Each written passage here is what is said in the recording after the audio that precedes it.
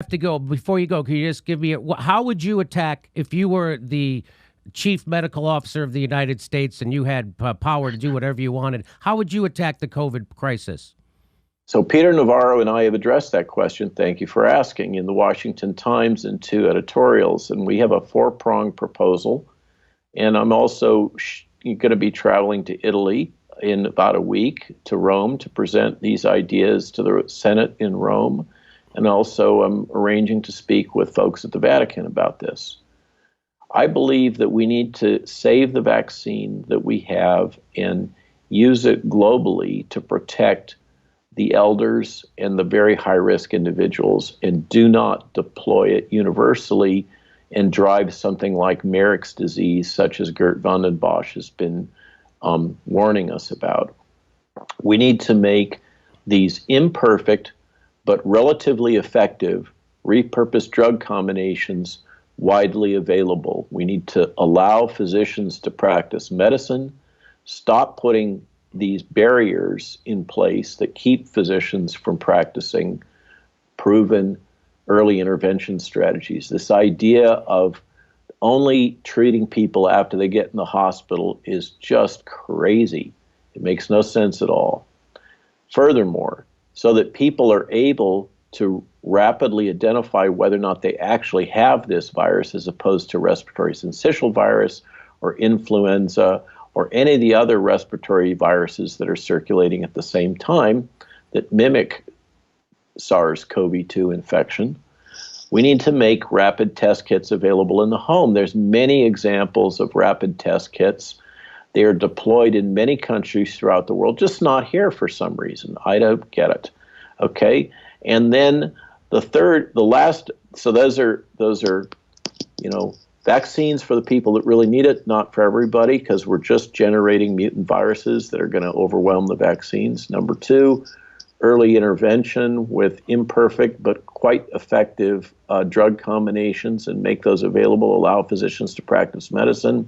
Number three, rapid test kits that will have many false positives. I'm trained as a pathologist. When you widely deploy tests for screening purposes, you always set them so that you have false positives. And then when they come in, you can confirm with more specific tests.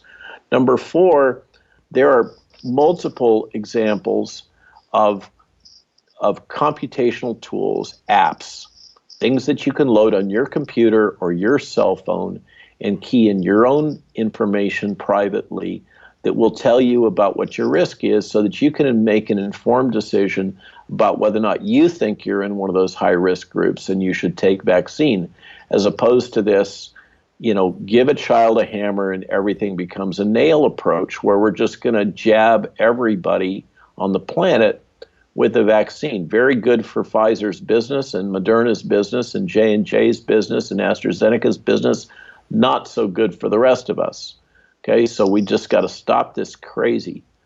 I don't know how we do it, except for folks have got to, this is a different kind of woke.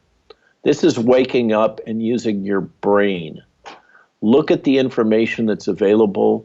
Think for yourself. Don't let the media pump ideas into your head. Look at the actual information and apply your common sense. This doesn't take, you don't have to be somebody with a stupid long time of postgraduate education and MD and all that stuff. This is simple stuff to figure out. If you wish, you can find many of these articles and pointers to articles on my Twitter feed at RWMaloneMD. But I think that the only solution here is people have got to wake up, look at the information themselves, and then make their own informed decisions. And if the politicians are going to try to jam us all with these authoritarian practices, you know what the remedy for that is. It's at the ballot box, and it's letting those people know that there is going to be a change in the Senate and the House pretty darn soon, and they better wake up or it's going to be a wave. Well, I really appreciate you spending time with us. I hope you'll come back on to talk about vaccine passports and the effects, side effects from the vaccine, and the scare tactic, and the people afraid to talk about their experiences with the vaccine. I'm one of those people, so I would love to have you come back whenever you can. Thanks for making yourself available, Dr.